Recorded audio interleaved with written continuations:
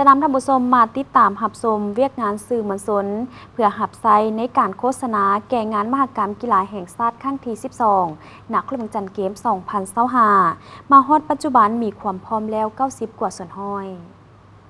เพื่อกักเก็บความพร้อมทางด้านเวียกงานสื่อสารมวลชนในการโฆษณาเผยแพร่อย่างกว้างขวางหับไส้ให้แก่การจัดงานมหกรรมกีฬาแห่งชาติครั้งที่ 12 ณ เครื่องจันทร์เกม 2025 นี้มาฮอดปัจจุบันเวียกงานดังกล่าวแม่นมีความพร้อมแล้วถึง 90 กว่าส่วนห้อยดังนั้นมาในวันที่ 5 พฤศจิกายน 2025 ที่คณะโฆษณาอบรมศูนย์กลางภาคท่านสมสวัสดิ์พงษาหัวหน้ากลุ่มสื่อมวลชน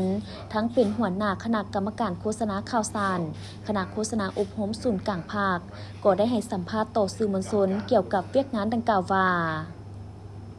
สวัสดีข้าพเจ้าชื่อสมสวัสดิ์พงษาอยู่ในคณะกรรมการโฆษณาข่าวสารในแก่งานมหกรรมกีฬาแห่งชาติเวียงจันทร์เกมปี 2025 นี้ในนามเป็นหัวหน้า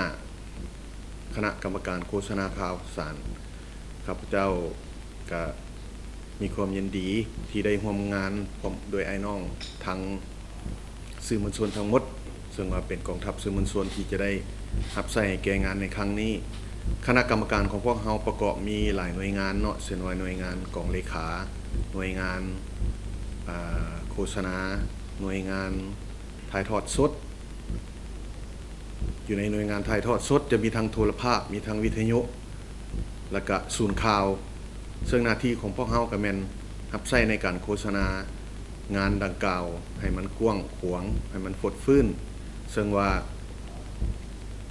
ก่อนหน้าจะไปฮอดงานดังกล่าวนี้พวกเราก็มีการกักเขียมความพร้อมหลายด้านเนาะบ่ว่าจะเป็นการออกข่าวให้แก่การเคลื่อนไหวของคณะกรรมการต่างๆเช่นว่าในมม.มานี่ก็มีการเลียนทวนไฟในขอบเขตนครหลวงเวียงจันทร์ก็คือทั้ง9ตัวเมืองซึ่งว่าก็ยังความดำเนินไปอยู่และนอกจากนั้นพวกเราก็ได้มีการกักเขียมศูนย์ข่าวภายใน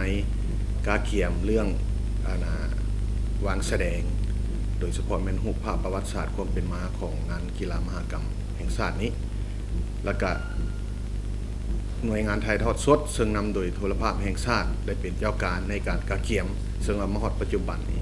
ถือว่าแต่ละหน่วยงานของพวกเรานี่ถือว่ามีความพร้อมประมาณ90%เนาะแล้วก็พร้อมกันนั้นก็ยังได้เคลื่อนไหวโฆษณาให้แก่ขบวนการต่างๆที่เกิดขึ้นในนครหลวงเวียงจันทร์บ่ว่าจะเป็นงานบุญนมัสการพระธาตุหลวงการกักเขียมโฆษณาให้แก่ตอนรับวันศาสตร์ที่2ธันวาคม50 ปีแล้วก็ยังกองประชุมสภาอีกเนาะฉะนั้นล่ะสื่อมวลชนพวกเราก็มีภารกิจอันหนักหน่วงจึงเรียกร้องมายังบรรดาสื่อมวลชนช่วยกันประกอบส่วนอันนี้แม่นอันนึงอันที่2ก็หลีกเลี่ยงบ่ได้เนาะเนื่องจากว่าหลายเหตุการณ์ที่เกิดขึ้นในปัจจุบันพวกเราก็ยังมีความเตรียมพร้อมในการโฆษณาการมีส่วนร่วมของประชาชนพ่อแม่ประชาชนพ่อค้าชาวขายพนักงานทหารตำรวจที่ว่าในนามเฮาเป็นเจ้าภาพอยู่ในนครหลวงเวียงจันทร์พวกเราอยู่ในการกักเก็บของพวกเรานี่พวกเราก็ได้มีการนอกจากกักเก็บกำลังคนแล้วเนาะพวกเราได้กักเก็บกำลังเครื่องมือโดยเฉพาะวัตถุอุปกรณ์ต่างๆบ่ว่าจะเป็นอยู่ในห้องศูนย์ข่าวบ่ว่าจะเป็นอยู่ในหน่วยงานถ่ายทอดสดและการลั่นจำนวนคนนี่พวกเราก็ได้มีเหตุการณ์ข้อตกลงเนาะรับใช้เฉพาะแต่งตั้งหน่วยงานแล้วก็มีจำนวนพลประมาณ200กว่าชีวิตที่จะเข้าร่วมอยู่ในการโฆษณาเผยแพร่ให้แก่งานมหกรรมครั้งนี้ฉะนั้นแหละคือว่านครหลวงเป็นจุดใจกลางจะแตกต่างกับงานมหกรรมครั้งที่ผ่านๆมาหน่อยนึงเนื่องจากว่าสื่อมวลชนส่วนใหญ่เลยมันอยู่ในนครหลวงนี้อยู่ศูนย์กลางฉะนั้นกำลังการรับใช้พวกเราถือว่าครบสุดเนาะแล้วก็คิดว่าจะมีความพร้อมและความคึกคืนเวลาการแข่งขันได้เปิดบั้นขึ้น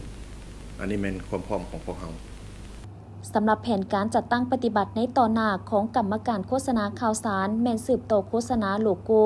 สัตว์นำโชคคำขวัญนักกีฬาและอื่นๆที่ติดพันกับการใกล้เคียมให้แก่งานมหกรรมกีฬาแห่งชาติครั้งที่ 12 ที่นครเมืองจันทร์สืบต่อจัดคณะสื่อมวลชนสัมภาษณ์กรรมการและแล่นทวนไฟอีก 2 ตัวเมืองสมทบกับกรรมการเปิดปิดและกรรมการแล่นทวนไฟเพื่อค้นคว้าด้านเนื้อในและรูปการโฆษณา